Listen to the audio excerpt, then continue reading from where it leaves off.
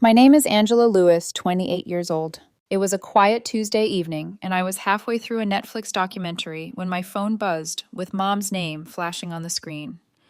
She rarely called me unless something serious had happened, so before I even picked up, my stomach was already tightening. Angela, honey, you need to come over tomorrow, Mom said, her voice unnervingly bright, like she was announcing good news. What's going on? I asked, suspicion prickling at me. Your sister's back. Abby came home yesterday from California. She's staying with us now, and we really want you to come see her. Her tone carried that kind of rehearsed excitement parents use when they want to control the narrative. My heart stuttered. Abby. It had been nearly 2 years since I last saw her. She left right after high school, married Jake in a whirlwind romance, and ran off to California.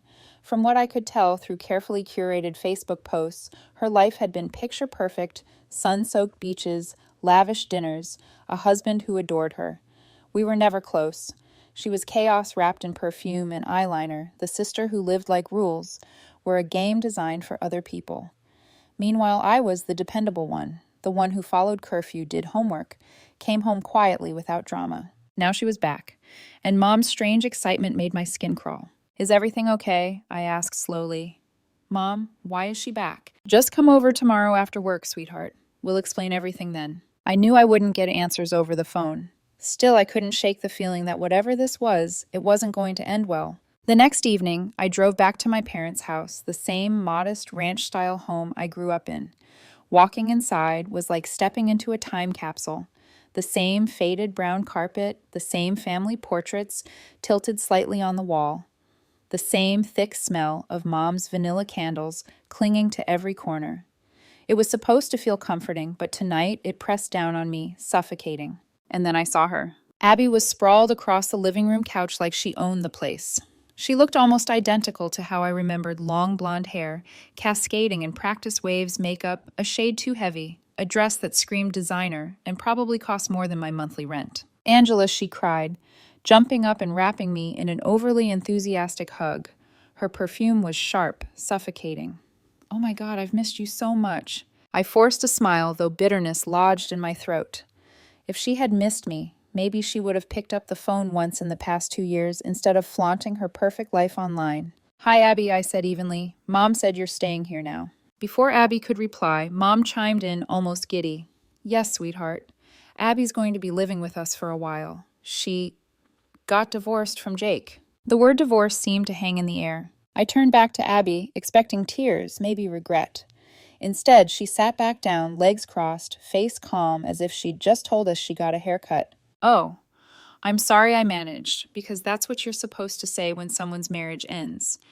What happened? Abby shrugged. Nonchalant. Jake came home at the wrong time and caught me with someone else. He totally overreacted, filed for divorce immediately, and kicked me out of the house. I froze, trying to process the casual cruelty of her words. She had just admitted to cheating, and yet her tone was breezy, as if Jake were the irrational one. He threw me out with just my clothes and my car, she continued. Can you believe that? I mean, yeah, I was with another guy, but these things happen. It's not like the world ended. I glanced at Mom and Dad, waiting for them to react with shock, disappointment, anything. Instead, Mom reached over and patted Abby's hand gently. The poor thing, Mom murmured. She's been through such a terrible ordeal. Jake turned out to be a real jerk, Dad added, nodding as though it was fact. Good thing she found out now, instead of wasting more years with him. A sharp, almost hysterical laugh bubbled in my chest, but I bit it back. Was I the only one hearing this? Abby had destroyed her marriage, and yet somehow she was the victim. So what are you going to do now? I asked, unable to keep the edge out of my voice. Abby gave a self-satisfied little smile. I've been seeing a therapist, Dr. Martinez. He says I need to focus on my mental health. Travel will help me process the trauma. Trauma. The word almost slipped out louder than I meant. There's this amazing 14-day cruise through Italy, France, and Spain. Abby continued, eyes shining like a child describing a toy. It's perfect. Only $20,000. And after everything I've been through, I deserve it. I blinked at her. She was serious. Before I could respond, Mom turned to me with a look I recognized all too well, the look she gave when she'd already decided what my role should be. Angela, sweetheart, we really think you should help your sister pay for this trip. The words slammed into me heavier than they should have been. My apartment savings. Years of discipline of working late shifts, of saying no to vacations and luxuries so I could finally afford my own home. What I said, my voice tight. You have that money set aside for your down payment, Mom said firmly.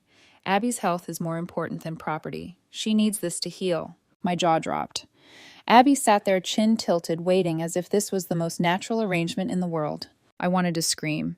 Instead, I swallowed hard, forcing myself to stay calm, even as an icy dread spread through me. Because in that moment, deep down, I realized something chilling. This was only the beginning.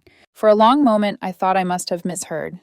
A $20,000 vacation funded by me. You can't be serious, I said finally, my voice low, almost trembling with disbelief. Mom's smile vanished, replaced by that clipped, high-pitched tone I'd learned to dread. Angela Lewis, don't you dare talk back like that. Your sister has suffered enough. The least you could do is show some compassion. Suffered. The word cracked out of me before I could hold it back. She cheated on her husband and got caught. That's not suffering, that's enough. Dad cut in, his voice sharp but tired, like he'd already chosen his side. Abby Ever. The actress drew in a shaky breath and lowered her eyes. You don't understand how hard this has been for me. My whole life collapsed overnight. I lost my marriage, my home, everything. Her voice cracked right on cue, and I watched as her mascaraed lashes fluttered with perfectly timed tears. You lost those things because you decided to sleep with someone else, I snapped. That was your choice. Don't be so judgmental, Dad said quickly, his expression darkening. Marriage isn't easy. People make mistakes. I stared at the three of them, feeling like I'd fallen into some twisted alternate reality. Since when was cheating something to be rewarded with luxury cruises? Abby pressed a manicured hand to her chest. Dr. Martinez says travel will help me heal. He says a fresh perspective will let me rebuild my life. And Angela, she turned her wide, pleading eyes on me. You have the power to give me that chance. Her words slithered under my skin, but I noticed the flicker of triumph beneath her desperation, the way her lips curved slightly as if she already knew I'd be cornered. No, I said firmly. That money is for my apartment. I've worked 3 years to save it. I'm not giving it up for a vacation, especially not for you. The silence that followed was thick and suffocating. Then Mom's face flushed scarlet. You selfish, ungrateful girl, she shouted. Your sister is in pain and you can't even open your heart for her. I flinched, not at the volume, but at the word ungrateful. That word had been my leash since childhood. Because in our family, gratitude wasn't about being thankful. It was about obedience. Memories surged up, unbidden. Abby sneaking out of the house at 16, reeking of vodka, when she stumbled back in at dawn. Mom whispering, she's just expressive. She needs more freedom, while ladling soup into Abby's bowl the next morning. Meanwhile, I'd been grounded for a week once for coming home 5 minutes past curfew. Abby cutting class to go shopping. I remembered Dad's chuckle. She's just adventurous, while I sat at the kitchen table, pencil in hand, terrified of bringing home anything less than an A. Always, always the same refrain. Angela, you're stronger. Angela, you don't need as much. Translation. Abby was special, and I was the dull, reliable shadow. I glanced toward the living room wall where the family photos lined up like a timeline of favoritism. Every frame told the same story, Abby with her dazzling smile at center stage, me, half hidden at the edge, blurred like a placeholder. Even in still pictures, she managed to outshine me. And now here we were again. Abby radiant in her misery, drawing them all toward her like a black hole. Me expected to give up the only future I'd carved for myself. Angela, sweetheart. Mom said, lowering her voice, but not her fury. You have a chance to prove you're a good daughter. Don't throw that away over money. Something inside me snapped. I looked at Abby, who sat with her lips pursed, smugness dancing in her eyes beneath the fake tears, and I felt my hands curl into fists. I'm not paying for your vacation, I said, my voice flat. The room froze. Mom's face hardened. Dad exhaled in quiet disappointment, and Abby burst into louder sobs, collapsing against Mom's shoulder like a fragile child. You don't understand, she wept. This is the only thing keeping me going. Angela, please, if you love me. Her words cut off as I grabbed my purse and stood. My pulse pounded in my ears. Love isn't the same thing as enabling, I muttered. And you've all lost touch with reality. I walked out, slamming the door behind me, the sound echoing like a gunshot in the still night air. As I sat in my car, hands shaking on the steering wheel, one thought crystallized, sharp as glass. If they were willing to sacrifice me for Abby, once they'd do it again. And again. For the rest of the week, I tried to shake it off, tried to convince myself that maybe my parents would cool down, that once they thought about it rationally, they'd realize how insane it was to expect me to fund Abby's vacation. But deep down, I knew better. So I poured everything into moving forward. After years of saving, of eating noodles for dinner, of skipping out on trips with friends because I had a budget, I finally did it. On Thursday, I signed the papers for my first apartment. My own place, my key, my independence. When I slid the pen across the last line, I felt a rush of pride that almost burned in my chest. For once, my life wasn't about Abby, it was about me. That peace didn't last long. By Sunday, the phone rang again. Mom's voice was tight this time, no false sweetness.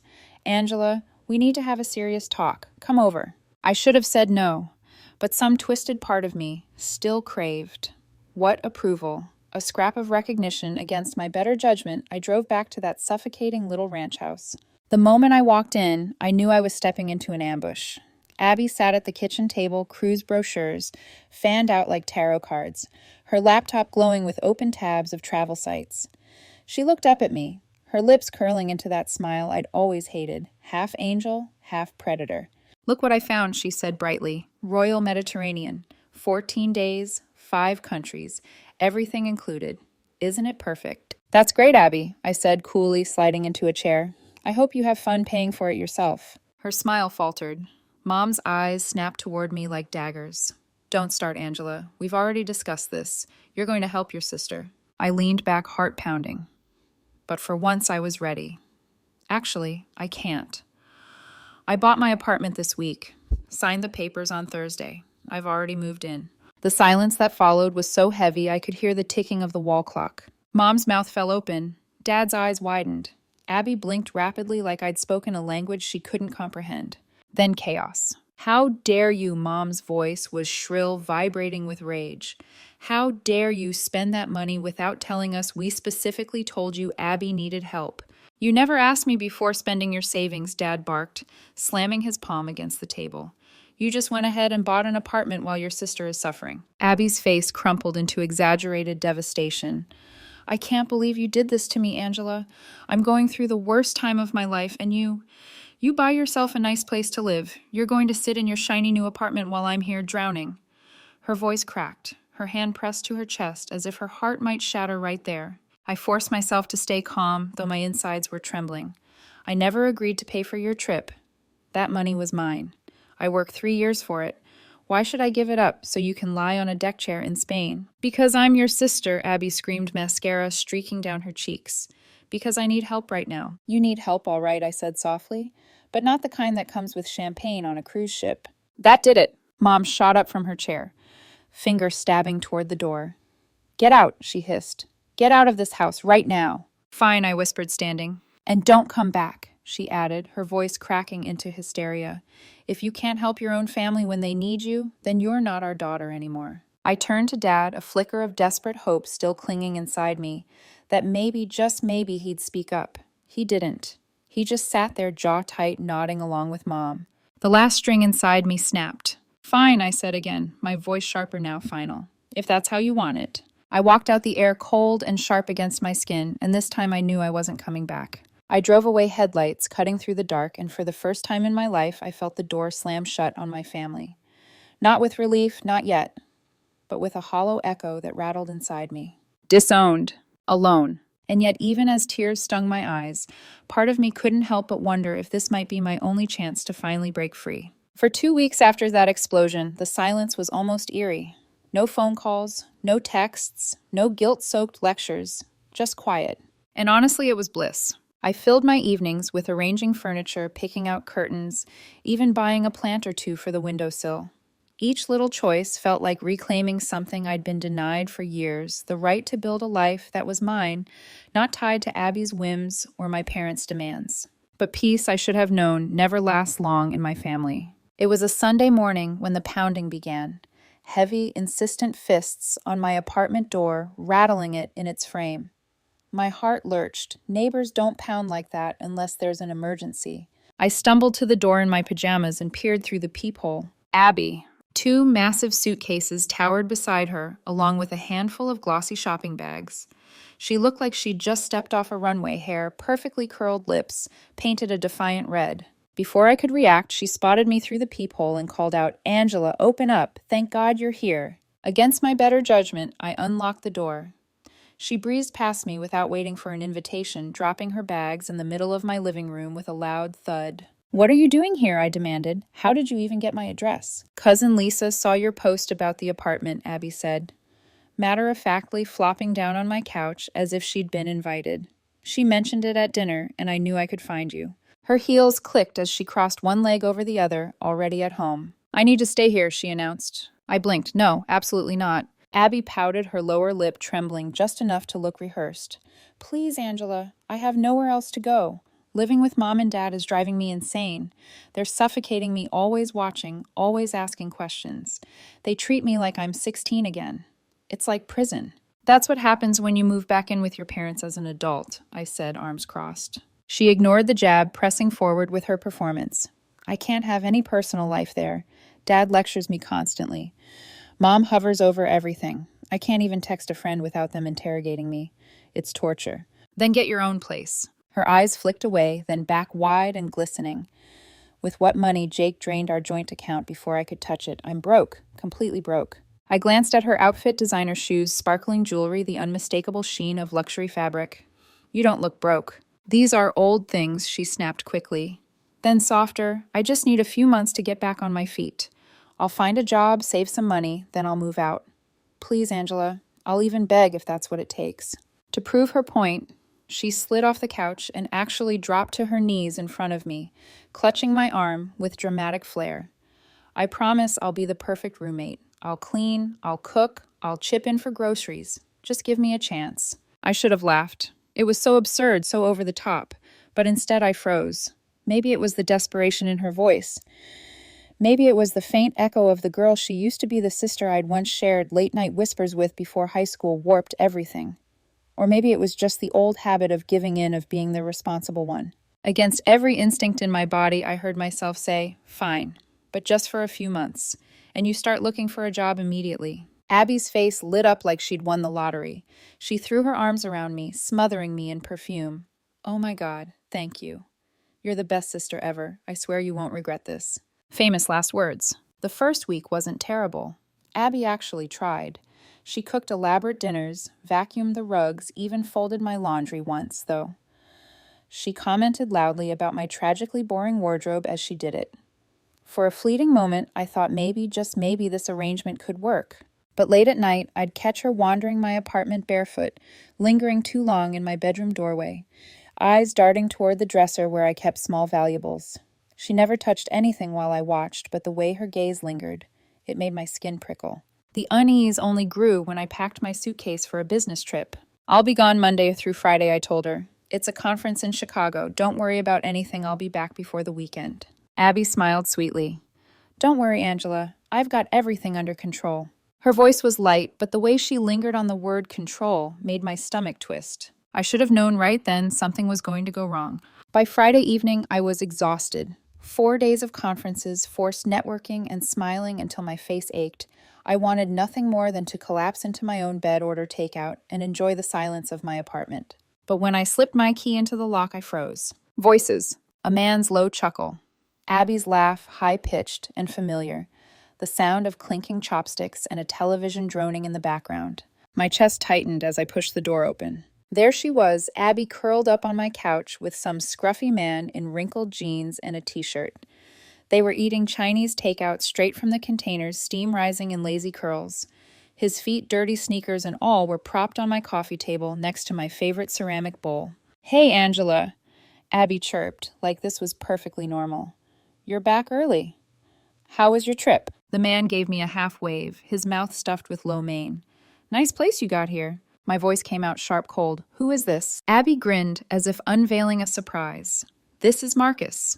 Marcus, meet my sister Angela." Marcus wiped his mouth with the back of his hand and grinned. "Hey there. Nice to finally meet the famous sister. Abby's told me so much about you." I stared, blood roaring in my ears. "What is he doing in my apartment?" Abby waved a hand dismissively. "Funny story, actually. Marcus had some housing issues this week. I told him he could crash here for a while, just until he figures things out." "Housing issues," I repeated, incredulous. Marcus swallowed another bite, leaned back and smirked. My ex-wife kicked me out when she found out about me and Abby. Women, right, always so dramatic. The words hit me like a slap. My stomach dropped. Wait, you're the guy. The one you cheated on Jake with. Abby tilted her head, annoyed. That's such an ugly word, Angela. We didn't cheat. We fell in love. It's not our fault we were married to other people at the time. I took a step closer, my voice trembling with fury. So let me get this straight. You destroyed your marriage, wrecked his, and now you're bringing him here to live in my apartment. It's just temporary, Abby said quickly, her hands fluttering like nervous birds, until we find our own place. We're looking at apartments this weekend, Marcus added casually, scooping another bite. There's some great listings nearby. I felt the heat rise up my neck, my hands shaking. Every part of me wanted to scream. Instead, I pointed toward the door. Get out. Abby blinked. What? Both of you, get out of my apartment, right now. Angela, don't be unreasonable, Abby said, her voice pitching higher. That old, manipulative tremor creeping in. Where are we supposed to go? I don't care, I snapped. You're both adults. Figure it out. Marcus shrugged, unbothered. Actually, I'm between jobs right now. The economy's brutal. Could use a little time, you know. I said get out. The words ripped out of me, louder than I intended. My fists were clenched, my body trembling. Abby's face hardened, indignation replacing tears. You can't just throw us out on the street. We have nowhere to go. You have 2 incomes between you. Not right now, Marcus interrupted, his grin infuriating. Then go back to Mom and Dad's, I said coldly. Let them house the both of you. But you're not staying here. You have 1 hour to pack your things and leave, or I'm calling the police. Abby's mouth opened in protest, but Marcus stood finally setting down his container. Come on, babe. Let's not waste energy on this. We don't need her drama. They spent the next hour gathering their bags, muttering insults under their breath. Abby's eyes burned with betrayal, as if I had wronged her. When the door slammed shut behind them, I exhaled a shaky breath I hadn't realized I'd been holding. The silence that followed wasn't comforting. It was poisoned thick with violation. Their scent lingered in the air, the cushions still indented where they'd sat grease stains on my coffee table. I grabbed a rag and started scrubbing my hands, moving furiously as if I could erase the invasion, erase the image of Marcus with his feet on my table, erase the smugness in Abby's eyes. But no matter how much I cleaned, I couldn't shake the feeling that something had already been stolen from me. Not just space, not just peace, something deeper. And I couldn't stop wondering if this was really the end or just the beginning of something much, much worse. At first, I thought I was just tired, jet lag, stress work. It was easy to tell myself that's why things felt off. But then I went to grab my diamond earrings, the pair I'd bought myself for my birthday, a little reward for all those years of self-denial. They weren't on the dresser where I always kept them. I tore through the jewelry box drawers, even under the bed. Nothing. Maybe I misplaced them, I told myself. Maybe I wore them and forgot where I put them. I clung to that excuse like a lifeline, until my watch disappeared. A Citizen nearly $1,000. I'd worn it every day for 2 years. One morning, it just wasn't on the nightstand where I left it. I checked the gym, the car, the office, nothing. The excuses were running out. And when I pulled out a black evening dress tag still attached only to find the hanger empty, my stomach dropped.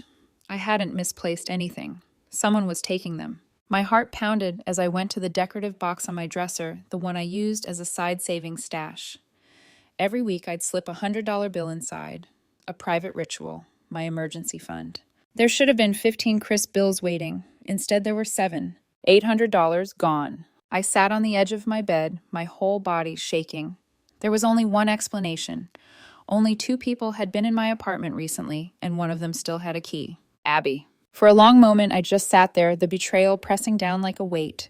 Even after everything, after the screaming fights, after moving her in against my better judgment, after kicking her and Marcus out, some part of me had clung to the illusion that maybe she wouldn't go this far. But deep down I knew better. Abby had always taken, and Mom and Dad had always let her. Not this time. I ordered a hidden camera online the same night.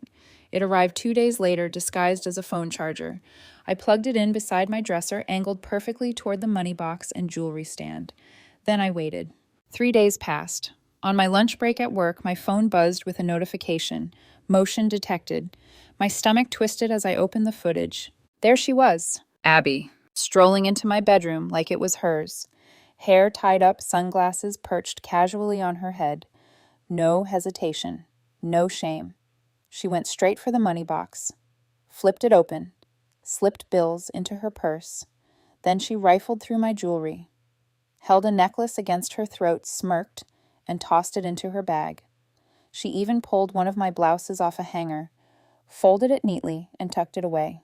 All of it done with the kind of ease that made my skin crawl. It wasn't just theft, it was entitlement. I replayed the video again and again, hoping I'd imagined it, hoping there was some other explanation. But there wasn't. My own sister was robbing me blind. That night, I drove to my parents' house, the video saved and burning a hole in my phone.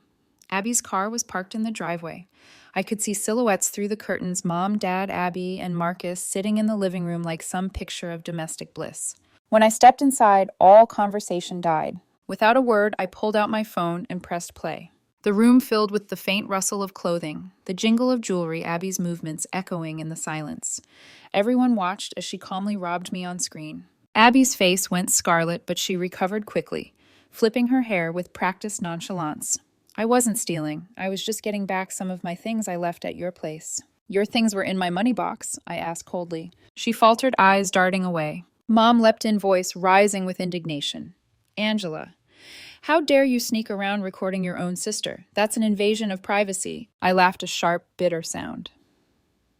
Privacy. In my bedroom, while she's pawing through my jewelry and cash. Angela, Dad started, but I cut him off. No, enough. Abby, you have 1 week to return everything, every dollar, every necklace, every dress, or I take this video to the police. The air grew taut, the silence broken only by Abby's shallow breathing. Mom's face twisted with fury. How can you threaten your own family like this? Because she stopped being family the second she robbed me. I didn't wait for a response. I turned and walked out the video, still looping silently in my hand, proof of just how far Abby's greed had rotted her. 1 week later, $10,000 appeared in my bank account. Not from Abby, from my mother. Alongside it came a text. We never want to see you again. You are no longer part of this family. And for the first time, I believed them. For weeks after that transfer hit my account, the silence was absolute. No texts, no calls, no angry voicemails. It was like I'd been erased from their family ledger. Through my aunt, I heard whispers Abby and Marcus had moved into my parents' house full-time. Apparently, it was temporary until they saved up for a place of their own. I almost laughed temporary was Abby's favorite lie. And sure enough, a month later, the cracks began to show. One evening, my phone lit up with a name I hadn't seen in weeks. Mom. Against my better judgment, I answered. Her voice was shaky, ragged. Angela, we need your help. Abby and Marcus, a sharp inhale. They took all the money from our credit cards, ran up $50,000 in debt, and now they've disappeared. I don't know where they are. The bank is demanding payment, and your father and we don't have that kind of money. I gripped the phone tighter, a bitter taste rising in my throat. So call the police. Angela, please, Mom sobbed. She's your sister. She's family. I closed my eyes, the word family slicing through me like glass. Family. The same word they had wielded like a weapon when they demanded I sacrifice everything for Abby. The same word they buried me under when they disowned me. No, I said quietly. She's your family. You made that very clear when you chose her over me. Angela. I hung up. My hands were trembling, but not from guilt, from clarity. For once in my life, I wasn't the backup plan. Later, my aunt filled in the rest. Mom still called Abby constantly, begging her to return to pay something, anything. Abby always laughed it off, reminding her that Mom would never actually call the cops on her own daughter. They fought daily now, Mom and Dad screaming at each other, while Abby ignored them. The stress finally broke my father one night. He clutched his chest and collapsed. A heart attack. He survived, but the damage was done. The irony wasn't lost on me. They'd wanted Abby close, wanted to keep her safe, wanted to protect her from her own bad choices, and now she had hollowed them out, just as she had hollowed out everyone else who let her in. I sat in my apartment one evening, staring at the city lights outside my window. For years, I'd begged for their approval, their recognition, their love. Now I didn't need it. Because sometimes you get exactly what you asked for, and it destroys you.